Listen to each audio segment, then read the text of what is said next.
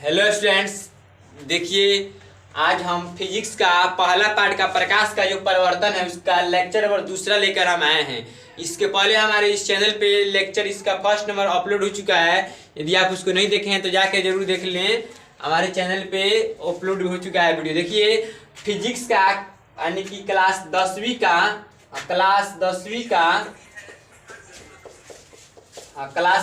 का फिजिक्स का ठीक है पहला पार्ट जो है प्रकाश का परावर्तन और अपवर्तन दो भागों में दिया हुआ है। तो प्रकाश का जो परावर्तन है उस पहले भाग से हम वीडियो लेक्चर जो लेके आए उसका दूसरा नंबर लेक्चर लेके आए हैं। इससे पहले लेक्चर नंबर 1 अपलोड हो चुका है हमारे इस चैनल पे, आप जाकर वहां से देख सकते हैं। देखिए यदि आप इस साल 10वीं के एग्जाम देने जा रहे हैं, अभी आपकी तैयारी कुछ भी नहीं है, तो हमारे इस चैनल पे VBI ऑब्जेक्टिव सब्जेक्टिव क्वेश्चन की तैयारी कराई जा रही है। आप हमारे चैनल को सब्सक्राइब करके अभी से भी अपने बोर्ड एग्जाम की तैयारी करके अच्छा नंबर अपने एग्जाम में ला सकते हैं। इसलिए आप हमारे चैनल को सब्सक्राइब करना ना भूलें। हमारे चैनल का नाम है आइरिश स्टडी पॉइंट। देखिए वीडियो को हम चालू करते हैं। देखिए आज हम पढ़ेंगे कि छाया क्या है, छाया किसे कहते हैं। इसके पहले हम लोग पढ़ चुके हैं, इससे संबंधित बहुत सारी बातों को हम लोग पढ़ चुके हैं। अब हम लोग को पढ़ना कि छाया क्या है। देखिए छाया उसे कहते हैं जब प्रकाश के गमन पथ पर किसी अपारदर्शी, देखिए अपारदर्शी, पारदर्शी और पारभासी, इस तीनों को हम इसके पहले वाले लेक्चर यानी कि लेक्चर नंबर फर्स्ट में लिखवा चुके हैं, बता चुके हैं। यदि आप नहीं देखे हैं तो आप वहां जाके देख लीजिएगा। यानी कि जब प्रकाश के गमन पथ पर किसी अपारदर्शी मतलब जिसको आर पार नहीं देखा जा सके, अपारदर्शी वस्तु को रख दिया जाता है तो प्रकाश के किरणें उन्हें पार नहीं कर पाती है, जिसके कारण उस वस्तु के पीछे एक अंधेरा क्षेत्र बन जाता है, जिसे हम लोग क्या कहते हैं, छाया कहते हैं। छाया को अंग्रेजी में क्या कहते हैं, शैडो, SHADOW, शैडो भी हम लोग छाया को अंग्रेजी में कहते हैं। यानी कि समझिए जब कोई भी प्रकाश की किरण अपने पथ पर यानी कि उसके पथ पर एक ऐसे वस्तु को रख दीजिए जिससे वह पार नहीं कर पाए और उसके बगल में जो काला अंधेरा क्षेत्र बनता है उसे हम लोग क्या कहते हैं, छाया कहते हैं। आप लोग समझ गए होंगे कि छाया किसे कहते हैं, कोई दिक्कत किसी को नहीं होना चाहिए। चलिए आगे देखते हैं। अब पढ़ना है कि प्रकाश का परावर्तन क्या है। देखिए प्रकाश का परावर्तन मतलब देखिए इससे बहुत संबंधी बातों को, इससे बहुत सारी बातें जुड़ी हुई इस पाठ में। प्रकाश का परावर्तन नाम ही है, तो प्रकाश का परावर्तन किसे कहते हैं, क्या होता है, उसको हम लोग देखते हैं। बोला कि जब प्रकाश की किरणें सतह से टकरा कर अपने ही माध्यम में वापस लौट जाती है, प्रकाश को पुनः अपने ही दिशा में लौटने की घटना को प्रकाश का परावर्तन कहते हैं। देखिए बोल रहा है कि जब प्रकाश की किरणें किसी सतह से टकराकर पुनः वापस लौट जाती है उसको हम लोग क्या कहते हैं, प्रकाश का परावर्तन कहते हैं। देखिए प्रकाश का परावर्तन जो होता है दो तरह का होता है। ऐसे तो पढ़ाया जाता है कि नियमित अनियमित, लेकिन उसका कोई खास इस्तेमाल नहीं होता, एग्जाम की दृष्टि से उसको ज्यादा सीरियसली नहीं लिया जाता है। लेकिन प्रकाश के नियम जो होते हैं वो दो होते हैं, उसको पढ़ाया जाता है और बार बार एग्जाम में पूछता है कि प्रकाश के परावर्तन के कितने नियम होते हैं। तो प्रकाश के परावर्तन के दो नियम होते हैं। आपतन कोण परावर्तन कोण के बराबर होते हैं। आपतित किरण, परावर्तित किरण तथा आपतन बिंदु पर डाला गया अभिलंब तीनों एक ही तल में स्थित होते हैं। देखिए उस नियम को पढ़ने से पहले हम लोग देखेंगे आखिर परावर्तन क्या है, आपतित किरण क्या है, परावर्तित किरण क्या है, अभिलंब क्या है, आपतन बिंदु क्या है। इन सभी बातों को हम लोग जरूर एक बार देख लें। इन सभी बातों को हम लोग एक बार देखिए प्रकाश के परावर्तन के नियम को जानने से पहले, पढ़ने से पहले हम लोग को पढ़ना होगा कि आपतित किरण क्या है। ये आपतित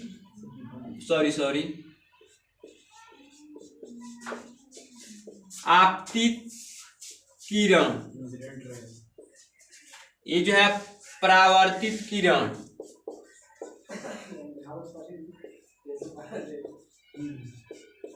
इसको हम लोग अभिलंब कहेंगे, इसको अभिलंब कहेंगे। ये क्या है, आपतन बिंदु है, आपतन बिंदु है। देखिए प्रकाश के परावर्तन को तो आप लोग समझ ही चुके हैं। जब प्रकाश की किरणें सतह से टकराकर यानी कि प्रकाश की किरणें जब आती हुई आपतित किरणें इससे टकरा कर पुनः का और ये अपने घर वापस लौट जा रही है, इसको हम लोग क्या कहेंगे, परावर्तित, यानी कि लौट जा रही है। यही प्रकाश का क्या है, परावर्तन है। देखिए प्रकाश के परिवर्तन में बहुत सारे तथ्य हैं जिनको हमको जानना जरूरी है। आप अभिलंब क्या है, आपतन बिंदु क्या है, परावर्तित किरण क्या है, आपतित किरण क्या है, तथा जो आपतित किरण से कोण बनेगा उसको आपतन कोण कहेंगे, और जो परावर्तित किरण से कोण बनेगा उसको क्या कहेंगे, परावर्तन कोण कहेंगे। यानी कि आप परावर्तित किरण तथा अभिलंब के बीच बने कोण को परावर्तित कोण कहेंगे, यानी कि रिफ्लेक्स।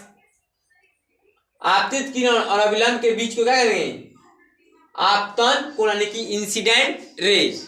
देखिए इस सब को जानने से पहले, इसके नियम को समझने से पहले हम लोग इस सब बात को पहले नोट कर ले कि ये सब क्या है, तब इनको नियम लिखाएंगे। नहीं तो नियम पहले लिख लीजिए तो बाद में इसको लिखाएंगे, दोनों हो सकता है, कैसे भी हम लोग लिख सकते हैं। तो देखिए सबसे पहले आप अपने वीडियो को पॉज कीजिए और इसको क्या कीजिए, नोट कीजिए। आप लोग वीडियो को रोकिए, इसको नोट कीजिए, नोट कीजिए इसको। तब तक हम मिटा के फिर अगले टॉपिक की तैयारी आप लोग के सामने लेके आते हैं। देखिए आप लोग नोट कर लिए उसको। देखिए आप देखते हैं अगला हमारा है कि प्रकाश के परावर्तन से ही लिया गया इसको, ठीक है, कि प्रकाश के यानी कि परावर्तन के, यानी कि प्रकाश के परिवर्तन या परिवर्तन के नियम। तो इसके दो नियम होते हैं।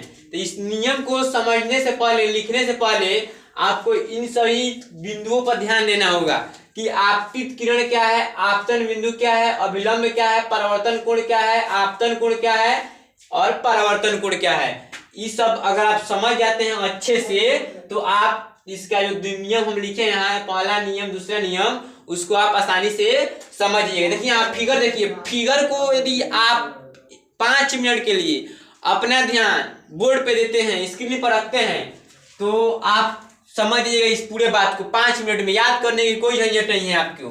देखिए समझाते हैं।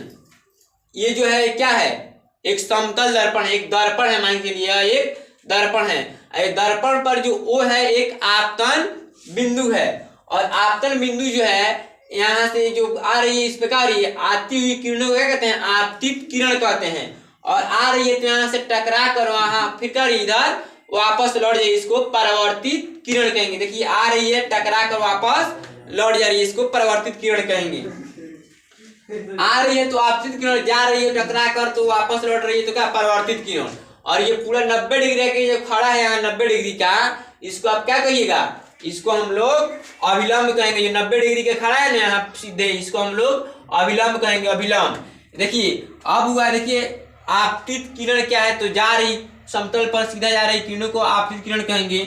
आपतन बिंदु क्या है, तो आपतित किरण जिस बिंदु पर जाकर टकराती है उसे आपतन बिंदु कहेंगे।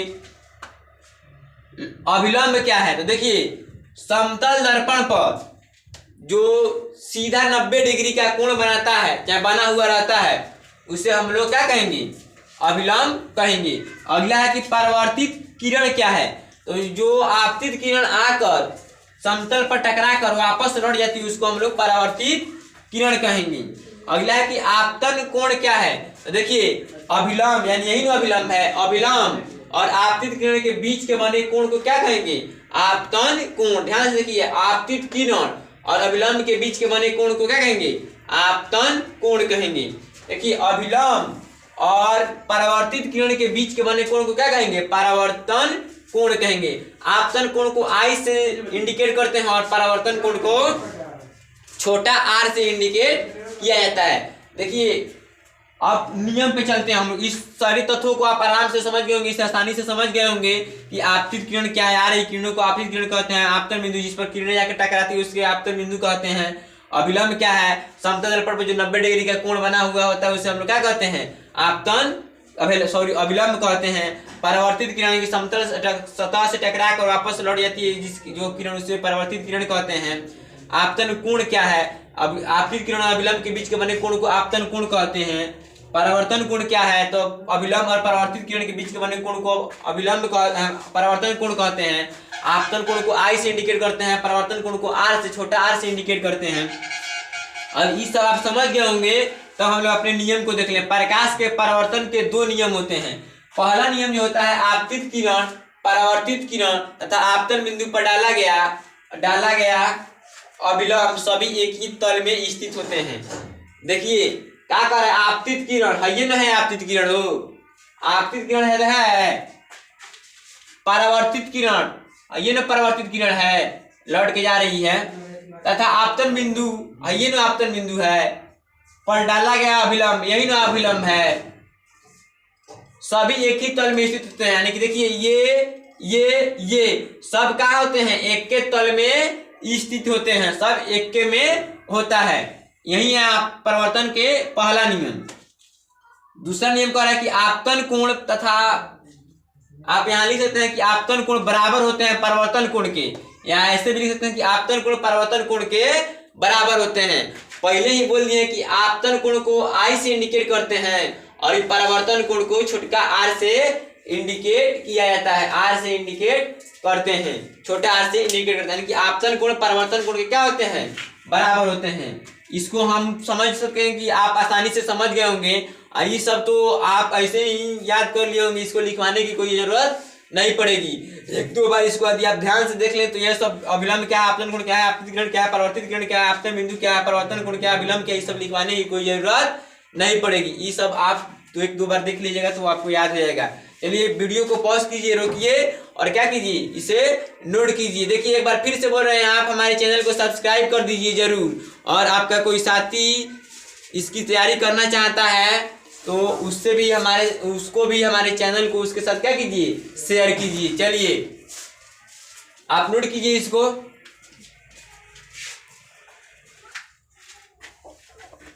आप लोग नोट कर लिए उसको। देखिए अब हम अपना अगला वीडियो लेके अपना अगला टॉपिक देखते हैं। अगला टॉपिक है हम लोग का प्रतिबिंब। क्या है प्रतिबिंब को अंग्रेजी में इमेज कहते हैं। हाँ इमेज में प्रतिबिंब होता है। देखिए प्रतिबिंब जो होता है दो प्रकार का होता है, काल्पनिक प्रतिबिंब और वास्तविक प्रतिबिंब। हाँ काल्पनिक प्रतिबिंब और वास्तविक प्रतिबिंब। देखिए ये जो प्रतिबिंब है वास्तविक का है, ये जो है काल्पनिक का है। देखिए प्रतिबिंब जो होते हैं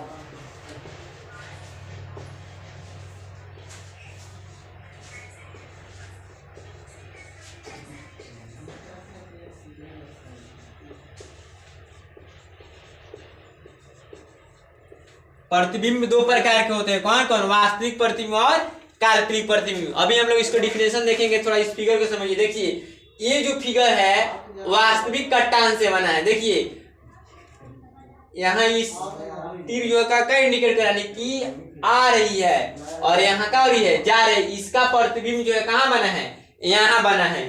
यानी कि ये जो है वास्तविक कट्टान से बना है। जानते हैं प्रतिबिंब किसे कहते हैं? किसी प्रकाश स्रोत से आ रही प्रकाश की किरण। देखिए ये प्रकाश स्रोत मान लीजिए एक प्रकाश स्रोत है, इससे आ रही प्रकाश की किरणें परावर्तन के बाद, तो परावर्तन कहाँ होगा? समतल दर्पण में परावर्तन हो रहा है ना। यहाँ किसी प्रकाश स्रोत से आ रही प्रकाश की किरणें परावर्तन या अपवर्तन, परावर्तन भी हो सकता है या अपवर्तन भी हो सकता है। परावर्तन या अपवर्तन के बाद जिस बिंदु पर संश्रित या अपसृत होती हुई प्रतीत होती है उसे हम क्या कहते हैं?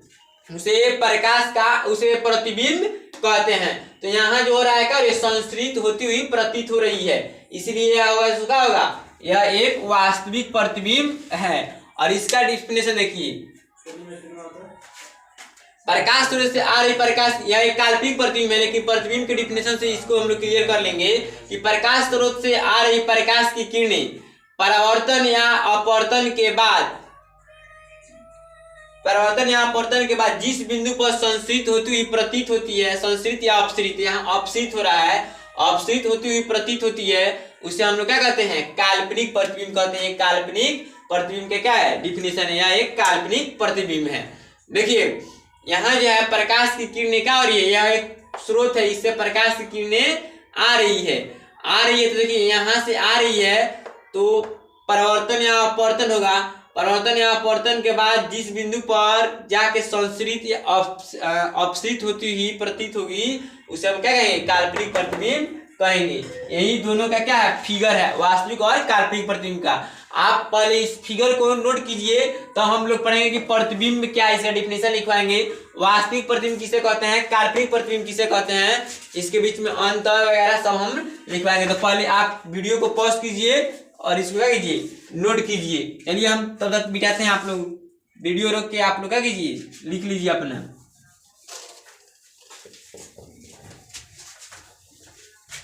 देखिए इसका डिफिनेशन लिखते हैं, इसका डिफिनेशन अब हम लोग लिखते हैं प्रतिबिंब का, कि प्रतिबिंब क्या है। तो देखिए प्रतिबिंब या इमेज होता है किसी प्रकाश स्रोत से, किसी प्रकाश स्रोत से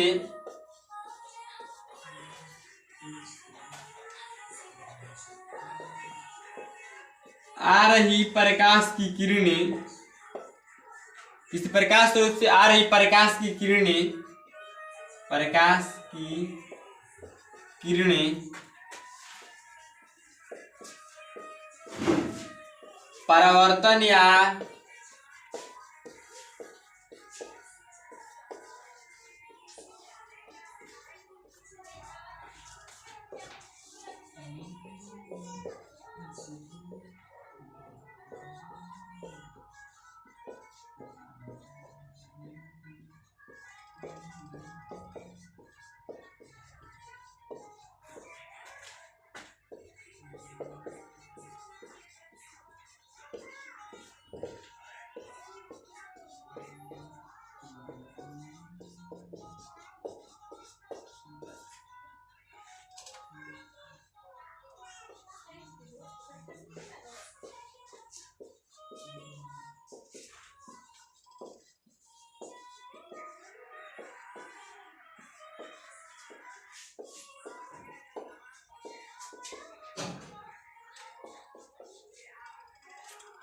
चलिए देखते हैं इसका डिफरेंस। पहले तो हम लोग इसका फिगर देख लिए हैं। फिगर जो होगा इसका दो प्रकार का होगा, क्योंकि प्रतिबिंब जो होते हैं दो प्रकार के, वास्तविक प्रतिबिंब और काल्पनिक प्रतिबिंब दो प्रकार के होते हैं, इसलिए इसका फिगर भी होगा तो दो प्रकार का होगा। तो हम लोग फिगर पहले देख लिए, आप डिफिनेशन देख रहे हैं। प्रतिबिंब जो होते हैं किसी प्रकाश स्रोत से आ रही प्रकाश की किरणें परावर्तन या अपवर्तन के बाद जिस बिंदु पर संश्रित या अपसृत होती हुई प्रतीत होती है उसे हम क्या कहते हैं, प्रतिबिंब कहते हैं। समझ गए ना, फिगर में आप लोग देखबे किए हैं। प्रतिबिंब जो होते हैं दो प्रकार के होते हैं, कौन कौन, तो काल्पनिक प्रतिबिंब और वास्तविक प्रतिबिंब। कौन कौन, पहला में वास्तविक प्रतिबिंब, वास्तविक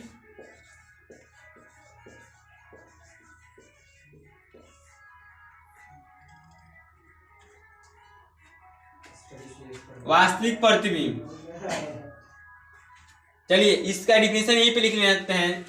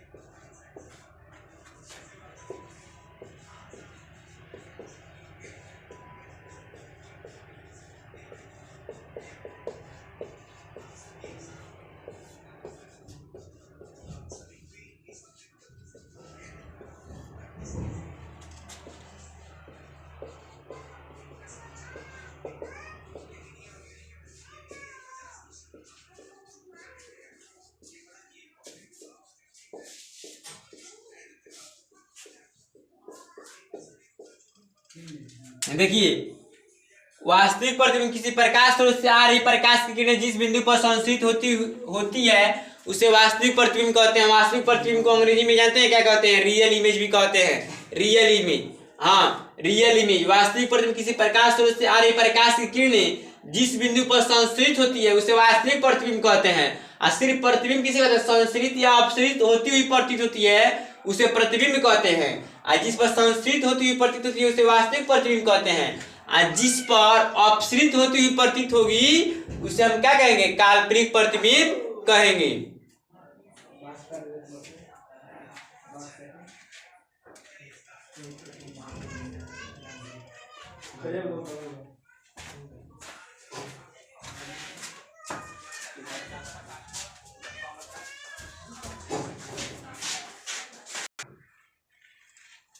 वास्तविक प्रतिबिंब को आप लोग देख लेंगे। किसी प्रकाश स्रोत से आ रही प्रकाश की किरणें जिस बिंदु पर संश्रित होती है उसे वास्तविक प्रतिबिंब कहते हैं। जिस पर अपसृत होती हुई प्रतीत होगा उसे हम लोग क्या कहेंगे? काल्पनिक प्रतिबिंब कहेंगे। तो चलिए काल्पनिक प्रतिबिंब का भी डिफिनेशन हम लोग लिख ही लेते हैं। इन अगले किसी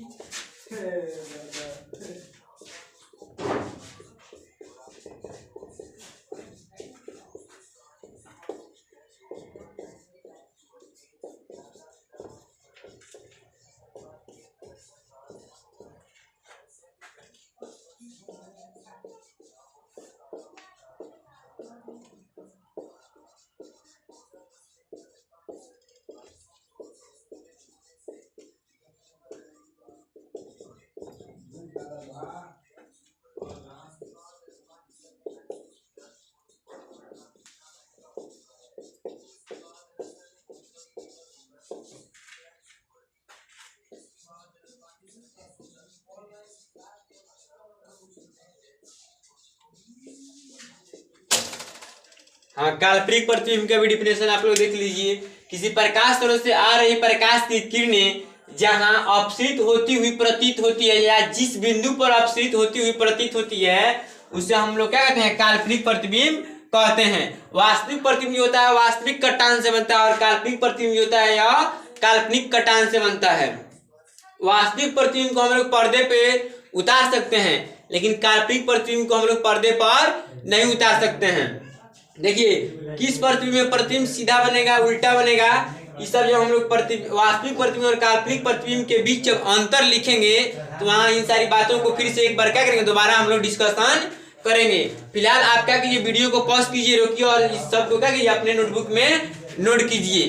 अब आज हमारा लेक्चर यहीं पे खत्म हुआ। थोड़ा थोड़ा करके हम लोग अपने लेक्चर को आगे लेके चलेंगे। फिर कल इसी चैनल पे आपका अगला जो टॉपिक होगा इसके आगे जो उसको अपलोड किया जाएगा।